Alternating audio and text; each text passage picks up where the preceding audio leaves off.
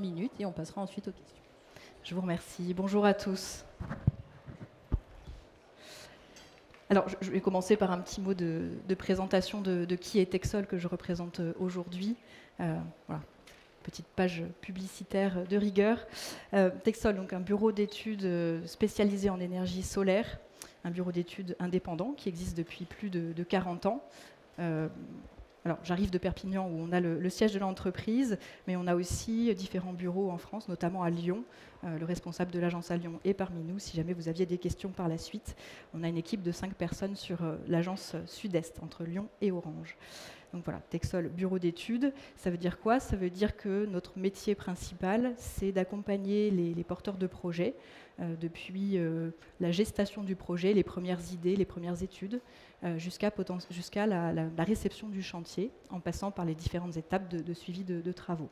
Voilà, donc on peut intervenir sur tout ou partie du projet, selon le souhait du maître d'ouvrage. Et le maître d'ouvrage, pour nous, c'est voilà, un public vaste. On intervient aussi bien pour des collectivités locales que pour des bailleurs sociaux, des agriculteurs, des banques, des industriels, etc. À partir de 100 kW, et ensuite jusqu'à plusieurs mégawatts de projets. Donc voilà, ça peut être sur toiture, ombrière, sol. On est là pour étudier des projets et on travaille même pour des développeurs, des projets qui peuvent sortir des standards habituels que ces acteurs connaissent. Donc ça, c'est notre métier principal. Et ensuite, on a une activité également d'innovation. On intervient sur l'électromobilité solaire, sur les communautés d'énergie dont je parlerai aujourd'hui. On a une activité d'organisme de formation en ingénierie de projets solaires, solaire thermique, solaire photovoltaïque, et puis une activité de télésuivi, c'est-à-dire que les installations, une fois qu'elles sont mises en service, Texol peut avoir un rôle dans l'exploitation uniquement sur la brique télésuivi en support de la maintenance.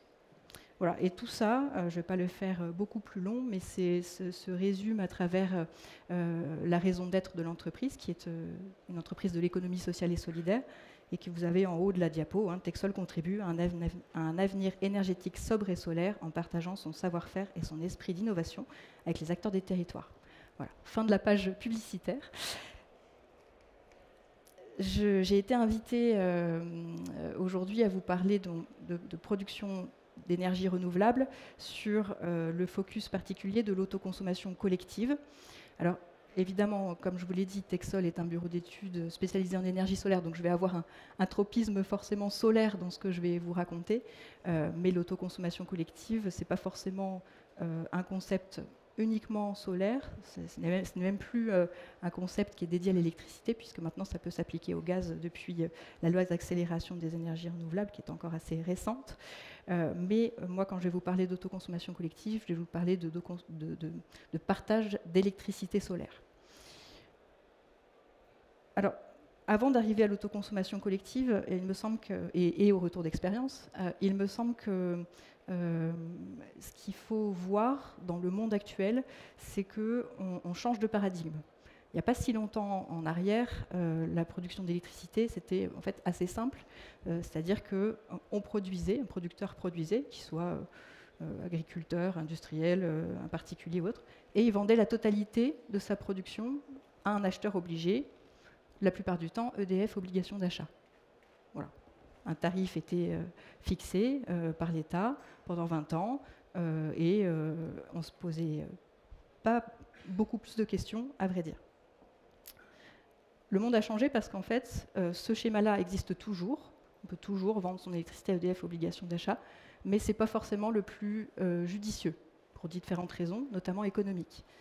Et donc, ce qu'on voit de plus en plus dans les centaines de projets qu'on suit chaque année chez Texol, et nos confrères pourraient abonder, en tout cas on en parle dans les groupes de travail où on se retrouve avec l'écosystème, ce qu'on voit apparaître de plus en plus, c'est des circuits courts d'électricité avec ce que vous voyez à l'écran, c'est-à-dire des centres, des cercles concentriques, une logique de cercle concentrique.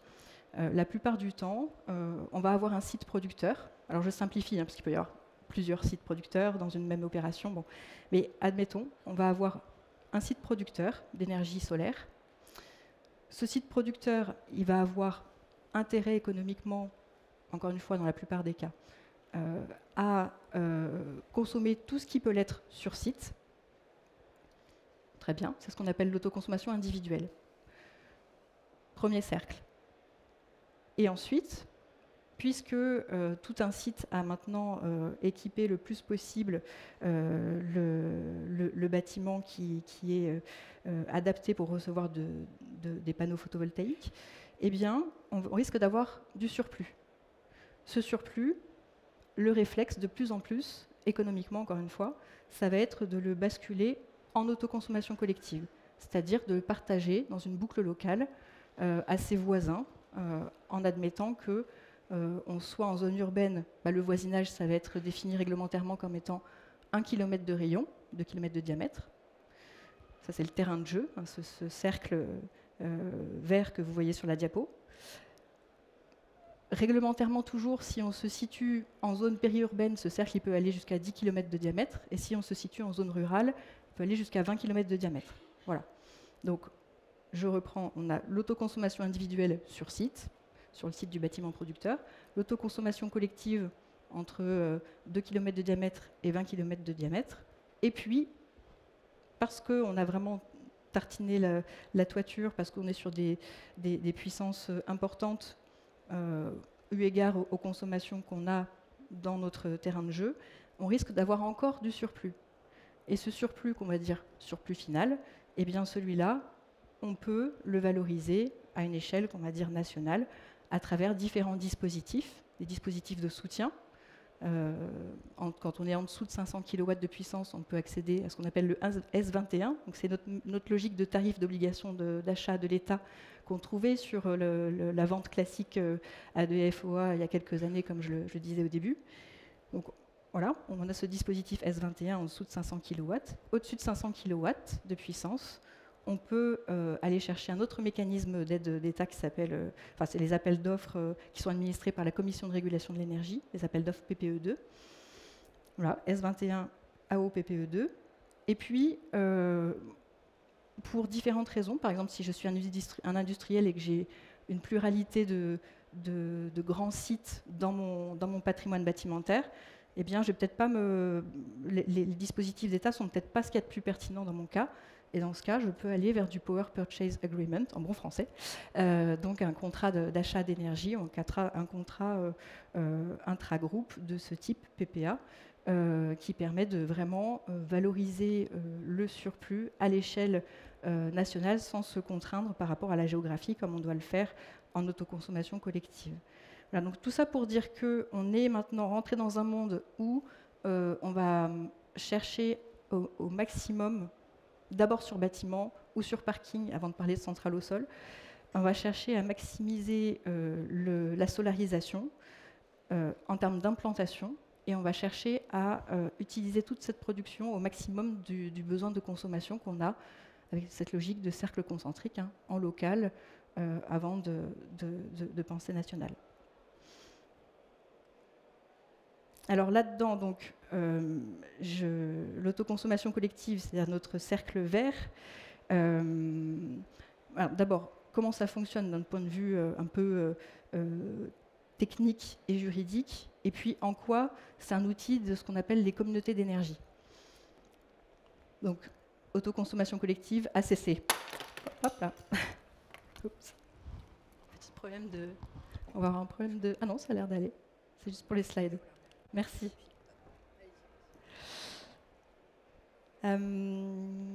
Donc, d'un point de vue technique, physique, l'autoconsommation collective, c'est ce qu'on appelle de l'injection de l'électricité sur le réseau.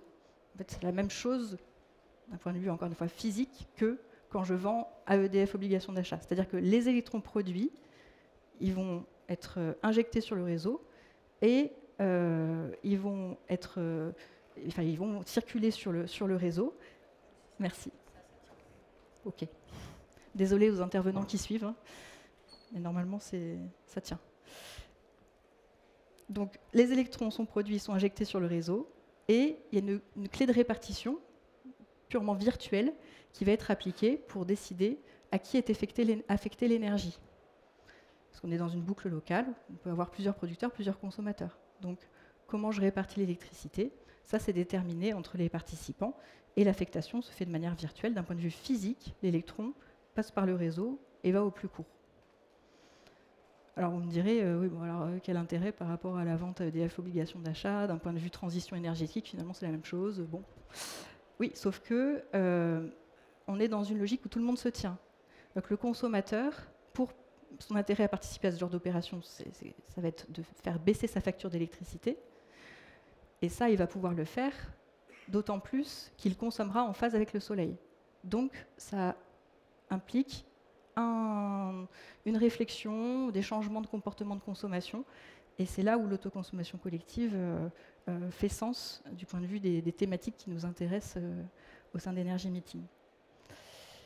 Donc, voilà, techniquement, les flux passent par le réseau public, sont partagés entre les consommateurs. Une particularité juridique à prendre en compte dans le montage de ce genre d'opération, c'est que la réglementation impose l'existence d'une personne morale organisatrice. Bon, comme pour ACC, hein, on essaye de limiter le jargon, donc PMO, pour faire simple. Et cette personne morale organisatrice, elle va avoir notamment comme rôle de faire l'interface entre les participants et le gestionnaire de réseau public d'électricité, qui est bien souvent Enedis en France. Voilà, donc vous avez le schéma général de l'ACC par rapport aux communautés d'énergie. En fait, en France, les communautés d'énergie, il en existe depuis des années. Communauté d'énergie jusqu'à il y a peu. C'est toujours le cas, mais je vous expliquerai le petit changement qu'il y a eu il y a 2-3 ans. Les communautés d'énergie, à la base, c'est des citoyens ou des acteurs qui se réunissent et qui décident de porter l'investissement dans une centrale de production solaire. Les centrales villageoises sont un exemple de communauté d'énergie. Des citoyens qui font soit de l'investissement ensemble, soit du financement participatif pour pouvoir porter ce genre de projet. L'Union européenne a décidé, il y a quelques années, de formaliser le concept de communauté d'énergie.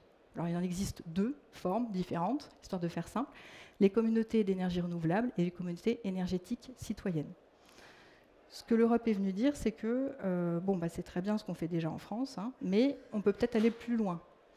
Et donc, on peut imaginer des situations où on a des citoyens, des collectivités locales qui se mettent ensemble pour porter un projet solaire en termes d'investissement, comme on le faisait déjà, mais qui peuvent aussi se dire la production, ça ne va pas être pour de la vente à EDF obligation d'achat, ça va être pour du partage d'énergie sur le modèle de l'autoconsommation collective.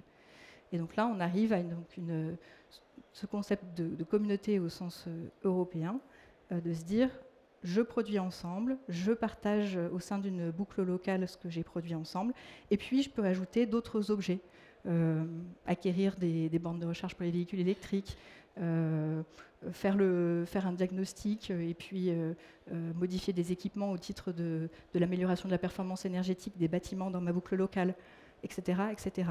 Voilà. Donc on a un cadre qui nous vient de l'Europe, que la France a transposé dans le Code de l'énergie, qui définit donc les communautés d'énergie et qui présente un certain nombre d'exigences sur l'actionnariat de ce genre de sociétés de projet, etc. Alors, ce qui est important, c'est que l'autoconsommation collective, c'est un outil dans ce cadre-là, mais on peut tout à fait faire une communauté en faisant plutôt du stockage ou plutôt d'autres actions. Ce n'est pas un impératif. Il ne faut pas forcément faire de l'autoconsommation collective pour être communauté d'énergie. Je le précise parce qu'il y a souvent une confusion qui est faite entre ces 2 modèles. Mais c'est sûr que, sur le principe, c'est un outil qui fait sens par rapport à ce que l'Europe a voulu faire des communautés.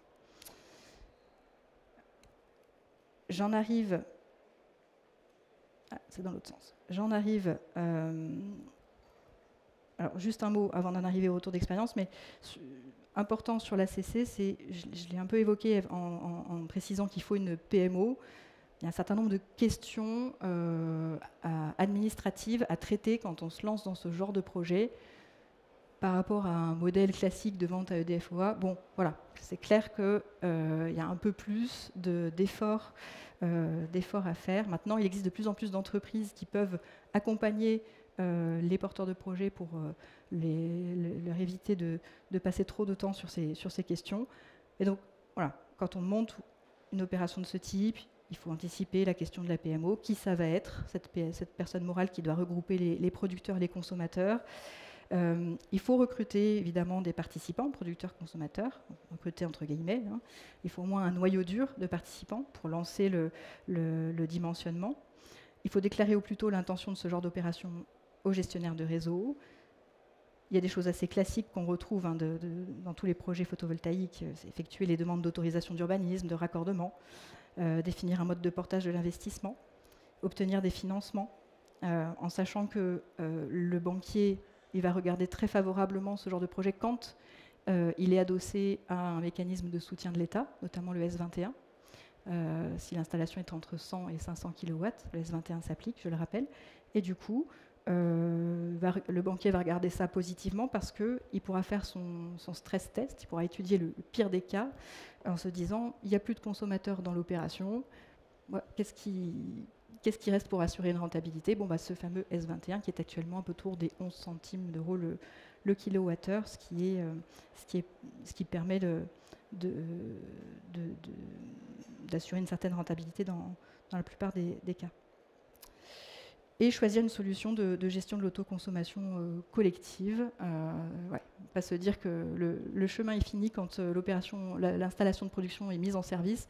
Derrière, en fait, l'histoire commence. Les entrées et les sorties de participants, l'optimisation au fil de l'eau de la règle de la répartition de l'énergie entre les participants, etc., etc. Mais encore une fois, des acteurs existent sur la place pour prendre en charge ces spécificités de ce genre de projet. Des exemples, donc. Dans le territoire de la région Aura, chez Texol, on a eu le plaisir d'accompagner notamment la ville d'Échirolles pour une autoconsommation collective dite patrimoniale, c'est-à-dire que l'ensemble des bâtiments participants de cette opération appartiennent à la ville d'Échirolles, que ce soit les bâtiments producteurs et les bâtiments consommateurs. Au départ, c'était donc en 2022, quand ça a été mis en service, c'était 132 kW avec 10 sites consommateurs. Toute la production était consommée quasiment toute par ces 10 consommateurs. Et l'estimation en termes d'économie de facture était autour des 11 000 euros par an. Entre-temps, crise énergétique, les économies de facture entre l'estimé et la réalité sont beaucoup plus importantes, ce qui a incité la commune, évidemment, à élargir son opération. Donc ça, c'est important. L'ACC, c'est évolutif. On peut faire grandir l'opération. Et en l'occurrence, Texol donc, a été de nouveau mobilisé pour étudier l'ajout de 3 bâtiments producteurs dans la boucle. On passe de 132 kW de production, de puissance à 517 avec 17 consommateurs. Et on est sur un projet qui ressemble à beaucoup de projets, qui est un profil assez type des opérations d'ACC qu'on rencontre sur le marché aujourd'hui. Je vous mentionne un autre exemple. On se déplace dans les Pyrénées-Orientales. Cette fois, c'est une société de projet qui porte l'opération. Une société de projet qui, dans son capital, réunit une Banque Populaire du Sud, l'Agence régionale énergie et climat d'Occitanie, l'agglomération Perpignan-Méditerranée Métropole et un groupement d'intérêt économique constitué de plusieurs dizaines d'entreprises d'une zone d'activité, puisque la société de projet investit dans des ombrières photovoltaïques situées sur des parkings de la zone d'activité en question.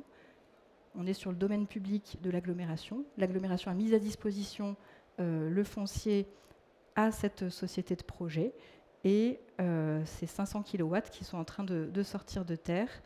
L'intégralité de la production est partagée sur la zone d'activité, avec à peu près 70% de la production qui va être consommée en local dès le départ par rapport aux manifestations d'intérêt et aux entreprises qui ont décidé d'intégrer le GIE au démarrage.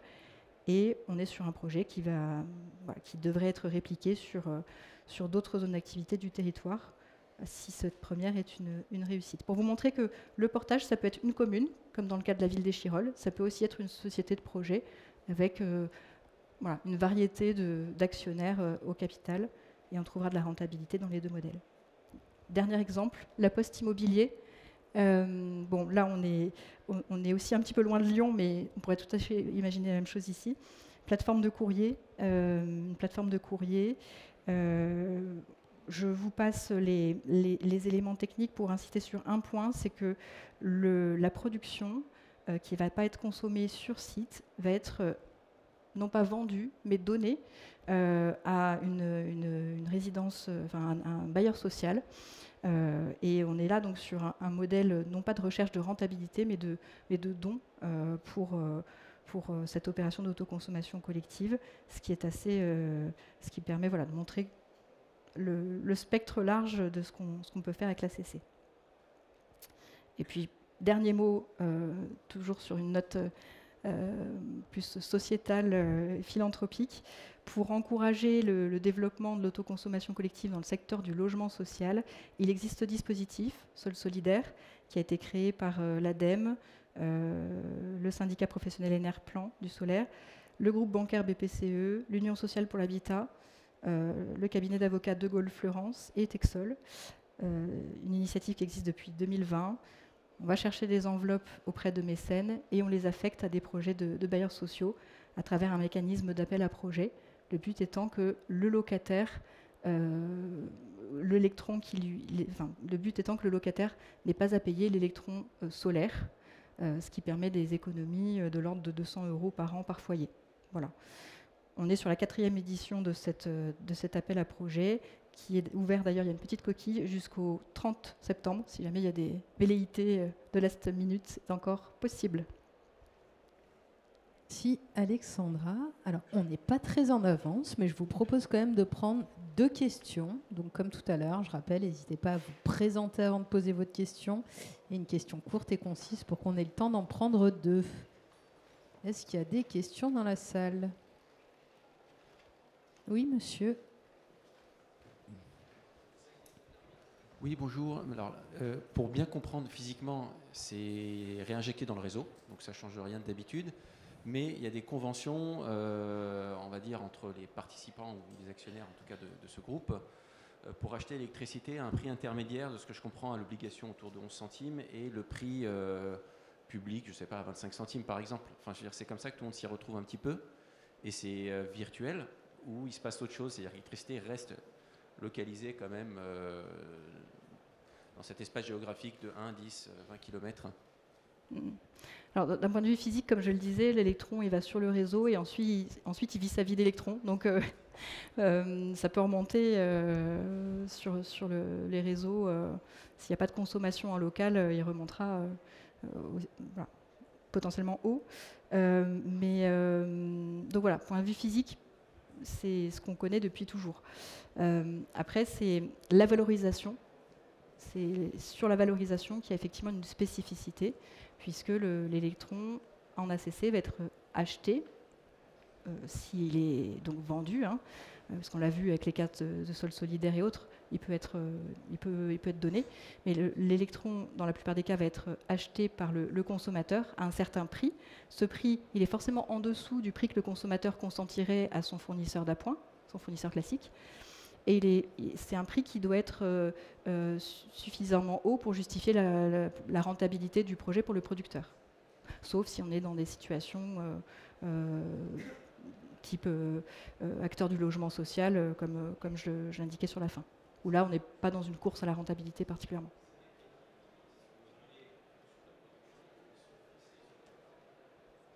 Alors, le prix de vente de l'électron par le producteur en ACC, soit c'est un prix qui va être au cas par cas des consommateurs, c'est une option, ou c'est un prix qui va être fixe, parce qu'on aurait dans les consommateurs que des tarifs bleus.